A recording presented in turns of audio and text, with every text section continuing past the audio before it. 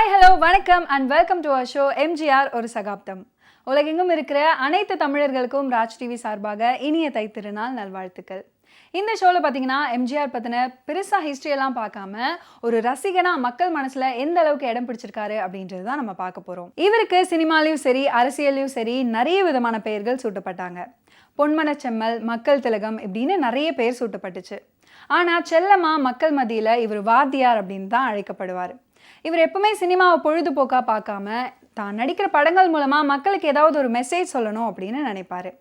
So இந்த ஒரு ஷோவை அவருக்கு ஒரு ஸ்மால் ட்ரிபியூட்டாக தான் நம்ம பார்க்குறோம். So let's get into the show. 1917ஆம் ஆண்டு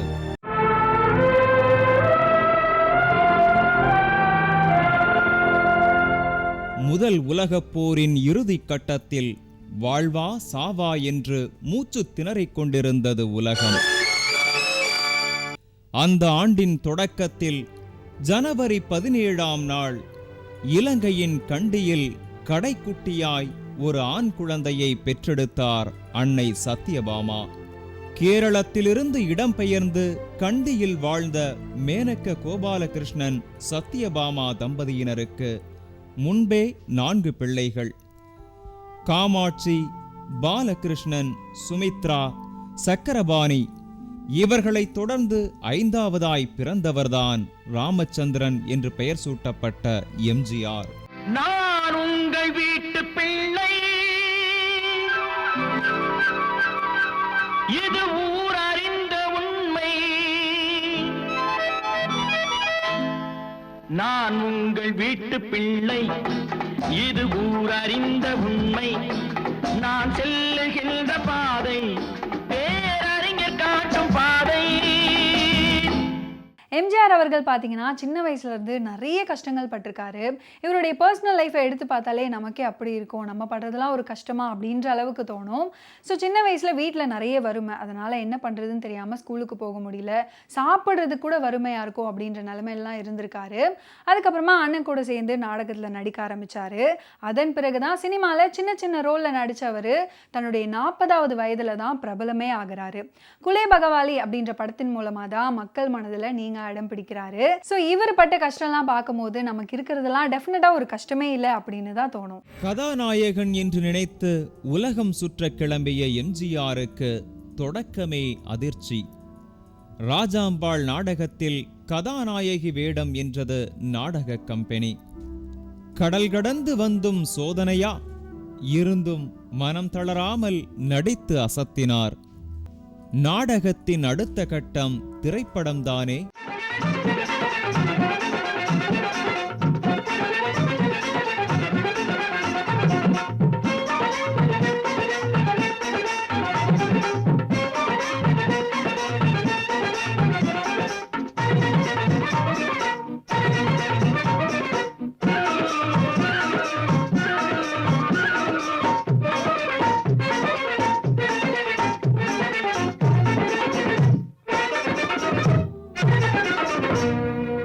திரைப்பட வாய்ப்பும் வந்தது.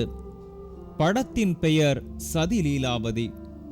எஸ் வாசனின் கதையில் உருவான இந்த படத்திற்கு வசனம் எழுதிய கந்தசாமி முதலியார் எம்ஜிஆரை சிபாரிசு செய்ய இயக்குனர் எல்லிஸ் ஆர் டங்கன் சட்டென்று ஒத்துக்கொண்டார்.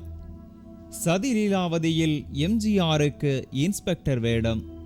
உலகத்தில் யாரை கேட்டாலும் தமிழர்களோட ஃபெஸ்டிவல் என்ன அப்படின்னு கேட்கும்போது கண்ணை மூடிட்டு சொல்லிடுவாங்க பொங்கல் அப்படிதானே. ஸோ பொங்கல் ஸ்டார்டிங்கில் பார்த்தீங்கன்னா ஒரு 10 days கொண்டாடுறாங்க அப்படின்னு ஒரு செய்தி வந்தது. அதுக்கப்புறமா 7 days, அப்புறம் 5 days, இப்போ நம்ம 3 days கொண்டாட ஆரம்பிச்சிட்டோம். ஸோ தமிழர்களுக்கு முக்கிய ஃபெஸ்டிவலான பொங்கலும் எம்ஜிஆருடைய பர்த்டேவும் பிரிக்க முடியாத ஒன்றா ஆயிடுச்சு. எப்படின்னு கேட்டிங்கன்னா, முன்னாடி கிராமப்புறங்களில் கோவில்களில் பார்த்தீங்கன்னா மார்கழி மாதம் ஆரம்பிக்கும் போது ஒரு மைக் செட் போட்டுருவாங்க. ஸோ இப்படி போடுறவங்க மார்கழி மாதம் முடியும் போது அந்த மைக் செட்டை கழட்டி வச்சுருவாங்க. ஆனால் எம்ஜிஆருடைய இறப்புக்கு பின்னால் இந்த மைக் செட்டை கழட்டாமல் இவருடைய பர்த்டே ஆன ஜான்வரி 17 வரைக்கும் அப்படியே வச்சுருக்காங்க. ஸோ ஜான்வரி 17 அன்னைக்கு இவருடைய பாடல்கள் எல்லாமே போட ஆரம்பிச்சிட்டாங்க. ஸோ இந்த நிகழ்வுலேருந்தே தெரியுது எம்ஜிஆர் அவர்கள் மக்கள் மனசில் எந்த அளவுக்கு நீங்காத இடம் பிடிச்சிருக்காரு அப்படின்னு. 1977 ஜூன் 30ஆம் நாள் தமிழகத்தின் முதல்வரானார் எம்ஜிஆர். அமைச்சரவையில் இலாக்காக்களை பகிர்ந்தளித்தவர் காவல்துறை, தொழில்துறை இவற்றோடு சுகாதாரத்துறையையும் தன்னோடு வைத்துக் கொண்டார். முன்பு திமுக அமைச்சரவையில் தான் விரும்பி கிடைக்காமல் போனதுதான் அந்த சுகாதாரத்துறை. முதலமைச்சர் என்றாலும் நடிப்பிற்கு விடை கொடுக்க மனமில்லை அவருக்கு. 7 வயதிலிருந்து ஊனோடும் உயிரோடும் கலந்த கலைத்துறை அல்லவா. கண்ணை நம்பாதே, உன்னை ஏமாற்றும் நீ காணும் தோற்றம் உண்மை இல்லாதது. அறிவை நீ நம்பு, உள்ளம் தெளிவாகும், அடையாளம் காட்டும் பொய்யே சொல்லாதது. முன்னாடியே சொல்லியிருந்தேன், மக்கள் வந்து இவருக்கு வாத்தியார் அப்படின்ற பட்டம் கொடுத்துருந்தாங்க அப்படின்னு. சும்மாலாம் மக்கள் இவருக்கு வாத்தியார் அப்படின்ற பட்டம் கொடுக்கல. இதுக்கு பின்னாடி நிறைய சுவாரஸ்யமான விஷயங்கள் இருக்கு. இவர் என்றைக்குமே சினிமாவாக பார்க்காம அதில் ஒரு நல்ல மெசேஜை சொல்லணும்னு நினைக்கிறவர். அதை தாண்டி ஒரு தவறான விஷயங்கள் எதுவுமே மக்கள்கிட்ட போய் சேர்ந்துடக்கூடாது அப்படின்றதுல ரொம்ப ரொம்ப கவனமாக இருப்பார். ஸோ இதையெல்லாமே தாண்டி டே டு டே லைஃப்பில் பாடல்கள் எவ்வளோ இம்பார்ட்டன்ட் நம்ம எல்லாருக்குமே தெரியும். ஸோ அந்த பல்ஸ் அவர் புரிஞ்சுக்கிட்டு தன் சினிமாவில் இருக்க பாடல் எல்லாமே ஒரு நல்ல விதமான பாடல், நல்ல கருத்துள்ள பாடலாக போய் மக்களுக்கு சேரணும் அப்படின்றதுக்காக நிறைய பாடல்கள் வந்து ரொம்ப சுவாரஸ்யமாக இருக்கும் கேட்குறதுக்கு. எக்ஸாம்பிள் பார்த்தீங்கன்னா, திருடாதே பாப்பா திருடாதே அப்படின்ற பாட்டு ஒரு குழந்தைங்களுக்கு ஒரு நல்ல விஷயத்த சொல்லி கொடுக்குற மாதிரி இருக்கும். நெஞ்சமுண்டு நேர்மையுண்டு ஓடு ராஜா பாட்டு கேட்கும் போதெல்லாம் ஒரு புத்துணர்ச்சியை தரும், அவ்வளோ சுவாரஸ்யமாக இருக்கும். அதுக்கப்புறம் பார்த்தீங்கன்னா, நான் ஆணையிட்டால் அது நடந்து விட்டால் அந்த பாடல் வந்து அடித்தர மக்களுக்கு ஒரு நம்பிக்கையை கொடுக்கக்கூடிய பாடல்களாக இருக்கும். இப்படி சினிமாலையும் சரி, தான் நடிக்கிற சாங்ஸ்லேயும் சரி, நல்ல மெசேஜ் மட்டுமே மக்களுக்கு போய் சேரணும்னு நினைக்கிற ஒரு நல்ல மனுஷன் தான் எம்ஜிஆர் அப்படின்னு சொல்லலாம். இதுக்காக தான் மக்கள் அவருக்கு வாத்தியார் அப்படின்ற பட்டத்தையும் கொடுத்துருக்காங்க. நெஞ்சம் உண்டு நேர்மை உண்டு ஓடு ராஜா, நேரம் வரும் காத்திருந்து பாரு ராஜா.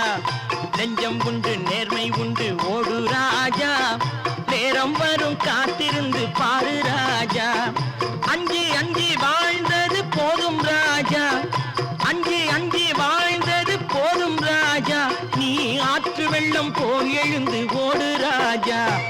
நெஞ்சம் உண்டு நேர்மை உண்டு ஓடு ராஜா, நேரம் வரும் காத்திருந்து பாரு ராஜா.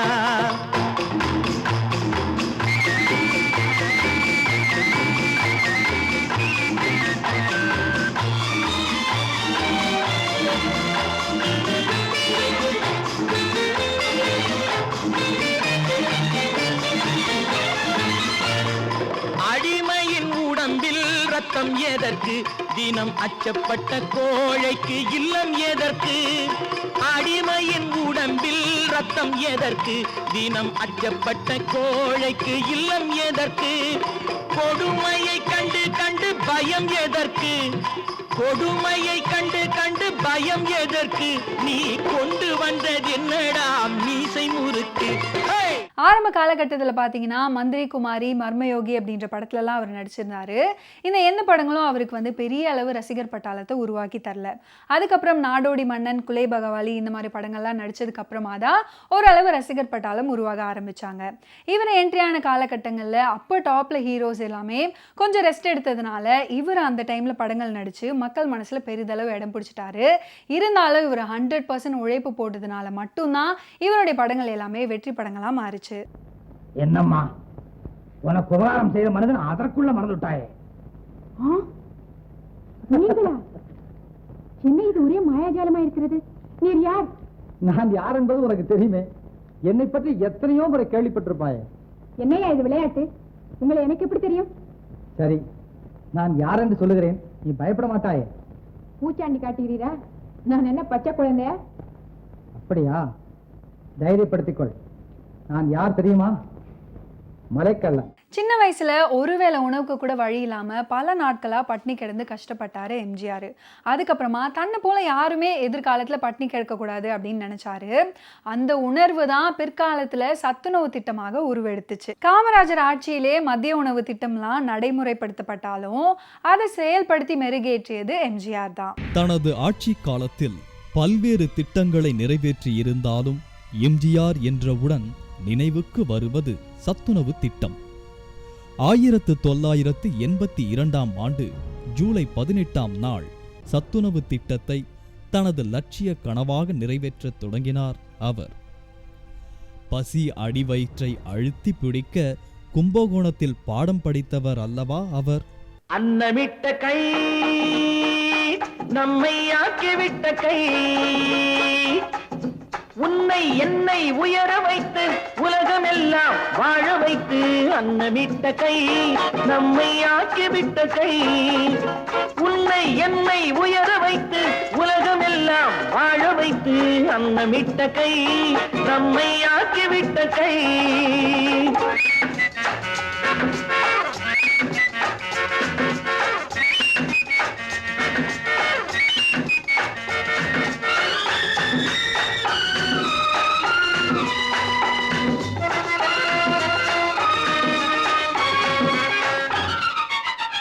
இல்லாமை நீக்க வேண்டும், தொழிலாக்கம் வேண்டும், இங்கு எல்லோரும் வாழ வேண்டும், முன்னேற என்ன வேண்டும், நல்லெண்ணம் வேண்டும், தன் உழைப்பாலே உண்ண வேண்டும்.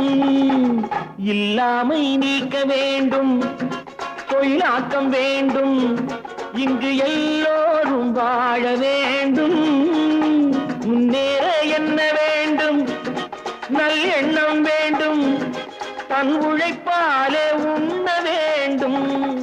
பாடுபட்ட கை அது பாட்டாளி கை, பாடுபட்ட கை அது பாட்டாளி கை, செய்யும் தொழிலை தெய்வமாக நிலைநிறுத்தி உடல் வருத்தி, அன்னமிட்ட கை நம்மை ஆக்கிவிட்ட கை. அவர்கள் திரையில நடிச்சாரே தவிர ரியல் லைஃப்ல அவர் என்னைக்குமே நடிச்சது கிடையாது. தன்னால யாருக்குமே துன்பம் நேரக்கூடாது அப்படின்றதுல ரொம்ப ரொம்ப உறுதியா இருந்தாரு. எம்ஜிஆர் ஆழ்ந்த மத நம்பிக்கை உடையவர். அதனால திமுகல இருந்தபோது கூட தன்னை நாத்திகன் அப்படின்னு ஒருபோதும் சொன்னதில்லை. கிருபானந்த வாரியார் ஆற்றிய சொற்பொழிவு காரணமாக ஒரு பெரிய சர்ச்சை எழுந்தது. அவர் மீது கல்வீசும் நிலை கூட ஏற்பட்டது. இதனால மன உளைச்சல் அடைந்த எம்ஜிஆர் நேரடியாக தலையிட்டு மோதலை தணித்தாரு. இதனாலதான் பொன்மன செம்மல் அப்படின்ற மகுடத்துக்கு பொருத்தமானவர் என்பதை நிரூபித்தாரு. கொடுமையை கண்டவன் கண்ணை இழந்தான், அதை கோபித்து தடுத்தவன் சொல்லை இழந்தான். கொடுமையை கண்டவன் கண்ணை இழந்தான், அதை கோபித்து தடுத்தவன் சொல்லை இழந்தான். இரக்கத்தை நினைத்தவன் பொன்னை இழந்தான், இரக்கத்தை நினைத்தவன் பொன்னை இழந்தான். இங்கு எல்லோர்க்கும் நல்லவன் தன்னை இழந்தான், எல்லோர்க்கும் நல்லவன் தன்னை இழந்தான். கடவுள் ஏன் கல்லானா, மனம் கல்லாய் போன மனிதர்களாலே. எம்ஜிஆர் நடிச்ச திரைப்படங்கள்ல எப்பொழுதும் தனது கதாபாத்திரத்தை குறித்து ரொம்ப கவனமாகவே இருந்தாரு. பல கோடி தமிழக ரசிகர்கள் தன்னை முன்மாதிரியாக கொண்டிருக்கிறார்கள் அப்படின்றது நன்கு அறிந்து கொண்ட அவரு அதனால எப்பொழுதும் தனது கதாபாத்திரம் மக்கள் உணர்வுகளை வெளிப்படுத்துவதாக, அவர்களை தொழிலை சார்ந்ததாகவும் இருக்க வேண்டும் அப்படின்றத அவ்வப்போது கதாபாத்திரங்களை உருவாக்கி வந்தாரு. அந்த காரணத்தினாலதான் எம்ஜிஆர் அவர்கள் எளிய மக்களுடன் எளிதாக மனதளவில் இணைய முடிஞ்சது. ஒரு சாதாரண தொழிலாளியாக, மீனவனாக, ரிக்ஷா ஓட்டுபவராக என்று எளிய கதாபாத்திரங்கள் பலவற்றில் இவர் நடிச்சிருந்தாரு. அவர்கள் படும் துன்பங்களை தனது பாடல்கள் மூலமாக திரைப்படங்களை இடம்பெற செய்து அவங்களுடைய மனசுல நீங்காத இடம் பிடிச்சிருந்தாரு எம்ஜிஆர். திருடாதே பாப்பா திருடாதே, திருடாதே பாப்பா திருடாதே, வறுமை நிலைக்கு பயந்து விடாதே, வறுமை நிலைக்கு பயந்து விடாதே, திறமை இருக்கு மறந்து விடாதே, திருடாதே பாப்பா திருடாதே. நிதி நெருக்கடியை சமாளிக்க மது கடைகளை திறப்பது பற்றி ஆலோசித்துக் கொண்டிருந்தது தமிழக அரசு. எம்ஜிஆரோ மது கூடாது என்று பேசத் தொடங்கினார். நண்பர்களுக்கிடையே சுருதி பேதம் உருவாகத் தொடங்கியது. அப்போது சேலம் மாவட்ட தலைவர் எம்ஜிஆரை பற்றி எழுதிய ஒரு கடிதம் பரபரப்பை தொடங்கி வைத்தது. அதன் தொடர்ச்சியாய் திருக்கழுக்குன்றம், ராயப்பேட்டை கூட்டத்தில் எம்ஜிஆர் பேசிய பேச்சு பிரச்சனையாய் உருவானது. என்னதான் நடக்கும் நடக்கட்டுமே, இருட்டினில் நீதி மறையட்டுமே, நாளை வெளிவரும் மயங்காதே, தலைவன் இருக்கிறான் மயங்காதே. இறுதியாய் பெரியாரின் சமரச முயற்சி, அதுவும் தோற்றது. 1972 ஆண்டு அக்டோபர் 14ஆம் நாள் எம்ஜிஆர் திமுகவிலிருந்து நீக்கப்பட்டார். பத்திரிகை நிருபர்களோ அடுத்து என்ன செய்ய போகிறீர்கள் என்றார்கள். பாயாசம் சாப்பிடுங்கள் என்று தானே இனிப்பு வழங்கினார் எம்ஜிஆர். ஆம், அவர் அடுத்த கட்டத்திற்கு தயாராகிவிட்டார். நான் ஆணையிட்டால் அது நடந்து விட்டால் இங்கு ஏழைகள் வேதனை படமாட்டார். உயிர் உள்ளவரை ஒரு துன்பமில்லை, அவர் கண்ணீர் கடலிலே விழமாட்டார். 1987 சென்னையில் கத்திப்பாரா சந்திப்பில் நேரு சிலை திறப்பு விழா நடந்தது. இதில் கலந்து கொண்ட எம்ஜிஆர் 2 நாட்களுக்கு பிறகு எம்ஜிஆர் மருத்துவ பல்கலைக்கழக தொடக்க விழா நடைபெறுவதாக இருந்தது. டிசம்பர் 23 இரவில் ராமாவரம் தோட்டத்தில் உள்ள அவருடைய வீட்டில் வழக்கம் போல எம்ஜிஆர் படுத்து தூங்கிட்டு இருந்தார். இரவு 12:30 மணிக்கு பாத்ரூம் சென்று வந்த பிறகு நெஞ்சு வலிக்கிறது அப்படின்னு சொல்லியிருக்காரு. சிறிது தண்ணீர் கொடுக்கப்பட்டது. அதுக்கு பிறகு மயக்கம் அடைஞ்சிட்டாரு. தகவல் தெரிவிக்கப்பட்டதும் மருத்துவர்கள் விரைந்து அவருக்கு சிகிச்சை கொடுத்தாங்க. மீண்டும் இதய துடிப்பு வர பல உயர் சிகிச்சைகள் அளிக்கப்பட்டது. ஆனால் சிகிச்சை எதுவுமே பலன் அளிக்கல. அதிகாலை 3 மணிக்கு எம்ஜிஆருடைய உயிர் பிரிந்தது. திடீரென்று ஏற்பட்ட மாரடைப்பால் எம்ஜிஆர் மறைந்து விட்டார் அப்படின்ற அதிகாரப்பூர்வமான செய்தி அறிவிக்கப்பட்டது. அவருடைய மனைவி ஜானகி அம்மாள் அதிர்ச்சியால் மயக்கம் அடைஞ்சிட்டாங்க. கோவையில் சுற்றுப்பயணம் முடிந்து வீட்டுக்கு காலையில் 5:45 மணிக்கு ரயில் மூலம் சென்னைக்கு வந்திருந்தாரு கருணாநிதி. எம்ஜிஆர் மரண செய்தி கேட்ட உடனே நேரடியாக ராமாவரம் தோட்டத்துக்கு சென்று அஞ்சலி செலுத்தினார். காலையில் 8:40க்கு ராமாவரத்திலிருந்து பொதுமக்கள் இறுதி மரியாதை செலுத்த ராஜாஜி மண்டபத்தில் 6 அடி உயர மேடை அமைக்கப்பட்டு அதில் எம்ஜிஆரோட உடல் வைக்கப்பட்டது. பொதுமக்கள் லட்சக்கணக்கானவர்கள் திரண்டு வெளியே வந்திருந்தாங்க.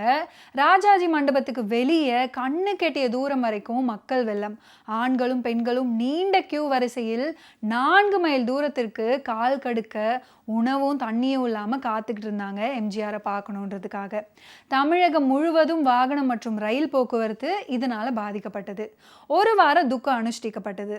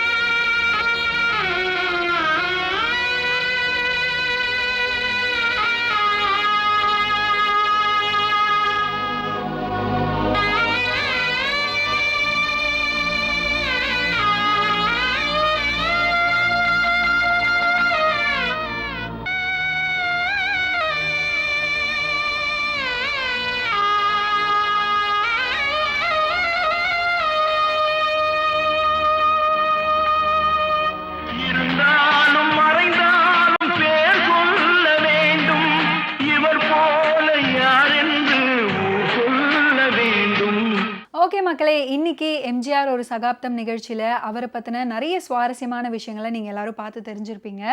அண்ட் நேயர்கள் அனைவருக்கும் once again happy Pongal wishes. இதே மாதிரி இன்னொரு சூப்பரான ஷோவில் நான் உங்களை மீட் பண்ணுறேன். அன்டில் தென் டாடா பாபாய் சொல்லிக்கிறது நான் உங்கள் யாதவி.